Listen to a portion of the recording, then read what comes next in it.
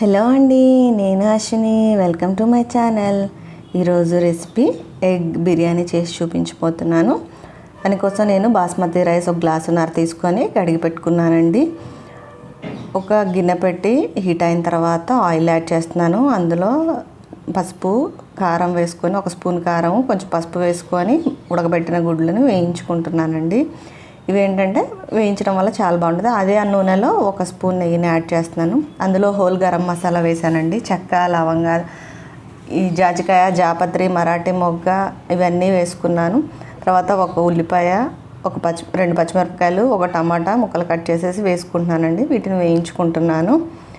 ఇలా తర్వాత ఒక స్పూను అల్లం వెల్లుల్లి పేస్ట్ వేసుకున్నాను. తర్వాత ధనియాల పొడి, బిర్యానీ మసాలా ఒక స్పూను వేసుకుంటున్నానండి. ఇవన్నీ వేసుకొని బాగా కలిసిన తర్వాత ఒక 2 స్పూన్లు పెరుగును యాడ్ చేస్తున్నానండి.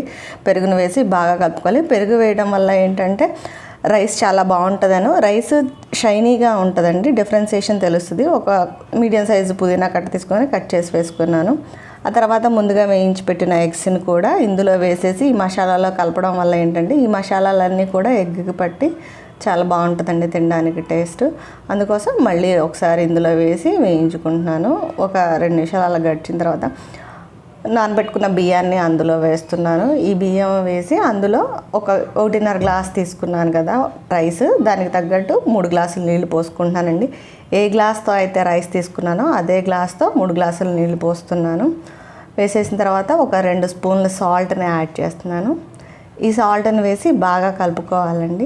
కలుపుకున్న తర్వాత మూత పెట్టేసి, నా దగ్గర ఒక రోల్ ఉంది, సో అది వెయిట్గా పెట్టుకుంటున్నాను, ఆవిరి బయటికి పోకుండా. ఇలా పెట్టుకున్న తర్వాత ఒక 5 నిమిషాలు అలా కుక్ చేసుకున్నానండి. కుక్ అయిన తర్వాత రైస్ తీసి చూస్తున్నాను ఎలా ఉందో ఒకసారి చూద్దామండి.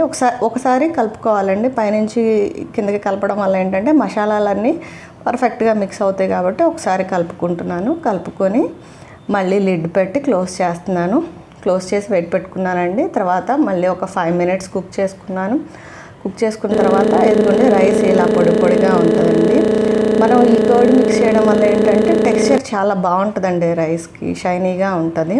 సో ఎంతో టేస్టీగా, ఒకసారి ట్రై చేసి ఉండి, ఎంతో టేస్టీగా ఉండే ఎగ్ బిర్యానీ రెడీ అండి. సడన్గా చేయాలి అనుకున్నప్పుడు బెస్ట్ ఆప్షన్ అండి. ఇది మనకి రైతాతో తినొచ్చు, డైరెక్ట్గా తినేసేయచ్చు, లేదు అంటే షార్వా బాగుంటుంది. మా ఛానల్ నచ్చితే లైక్ చేయండి, షేర్ చేయండి, సబ్స్క్రైబ్ చేయండి. ఏమైనా రెసిపీస్ కోసం కామెంట్ చేయండి. Thank you.